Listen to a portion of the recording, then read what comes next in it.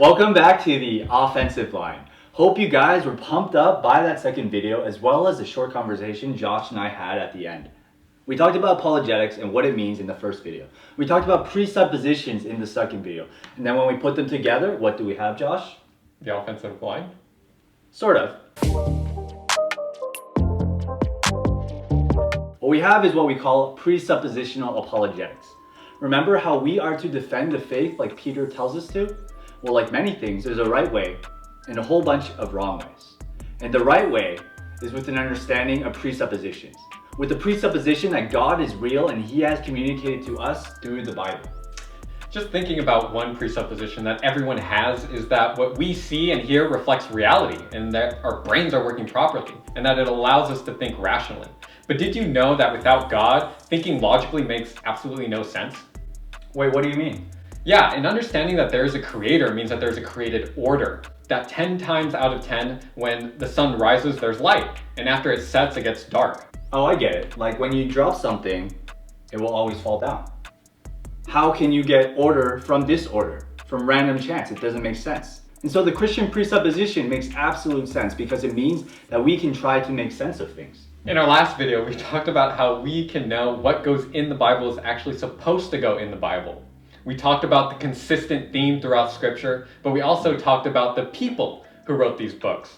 Certain skeptics, however, might claim fraud. And I think a large part of this is because the truths about the Bible and who the Bible points to have vast implications that come along with them.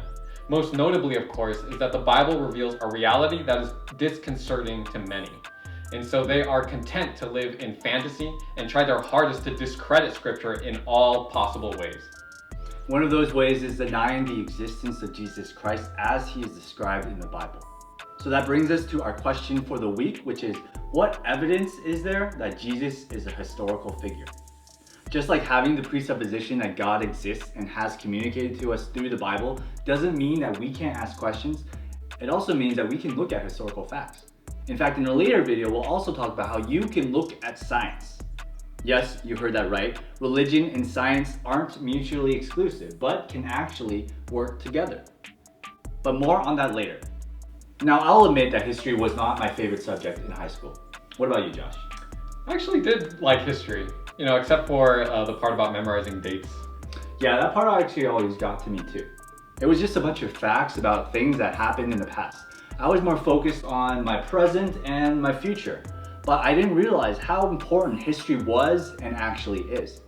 It's important because it helps us to understand society. It helps us to understand change. It helps us to understand where we come from. It preserves stories and gives us warning signs. But even though I didn't really enjoy history, I did actually really like learning about the Greeks and the Romans, especially when it came to talking about their gods and their myths. Speaking of the Romans, did you know that there is just as much historical, if not more historical evidence for Jesus as that for Julius Caesar? Whoa, really? Yeah, actually the documents that provide us information about this guy named Julius Caesar, actual, reliable historical documents from himself or his contemporaries, and not just coins with faces on them, aren't as numerous as you might think. The most common is his own autobiographical accounts of the Gallic Wars. There are other ones as well from people who knew him and even his enemies, but some of them come well after his death. But this is how classic historians built much of their understanding about Julius Caesar. But then we look at the historical evidence for Jesus, and what we see is that there is an overwhelming number of historical documents written by eyewitnesses of the events recorded. The first and fourth books in the New Testament, which are the Gospels of Matthew and John, were written by apostles. 12 men who actually walked with Jesus. The Gospels of Mark and Luke were written by men who got their information directly from the apostles. Like we said in the very beginning, the reason why there are so many who hesitate to see Jesus as a real historical figure, but have absolutely no problem with Julius Caesar, is because of the implications. Jesus claimed to be the Son of God and performed unusual signs and wonders to validate this claim. And while there were many witnesses to some of these events, even his opponents talked about them. For example, Jewish sources reveal that the source of these miracles was some malevolent power rather than the actual reality that he was God. But the thing is, they still talked about him. Others call him a magician or sorcerer. So as far as we can tell, no one back then was arguing that Jesus' actions were just smoke and mirrors. So what does this mean for us then? It means that we need to accept Jesus as a historical figure. It means that Jesus is just as real as Julius Caesar. Opponents of Christianity can deny the claims that Jesus made all they want, but they can't pretend that they were never made. Although we could do a whole other video on how it makes absolute sense, not only that Jesus is real, but that all that he said and did were not the claims of a crazy person, but the very Son of God. We'll leave that for another time. And here's something you'll find interesting. If you study many of the world's religions, you will see that they are built on a system of being religious, of doing good deeds, and the teachings of their founders. For example, Islam is based on the teachings of Prophet Muhammad.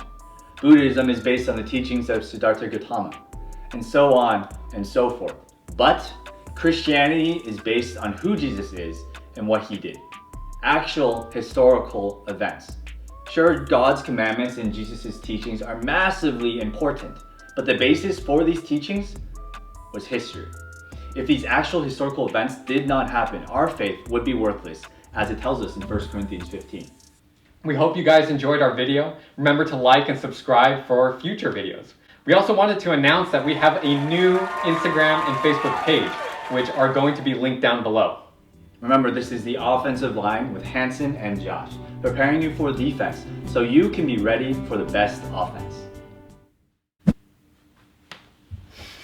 But we also talked about the people who wrote these books. Certain aspects, however, might... I said aspects. I said aspects instead of skeptics.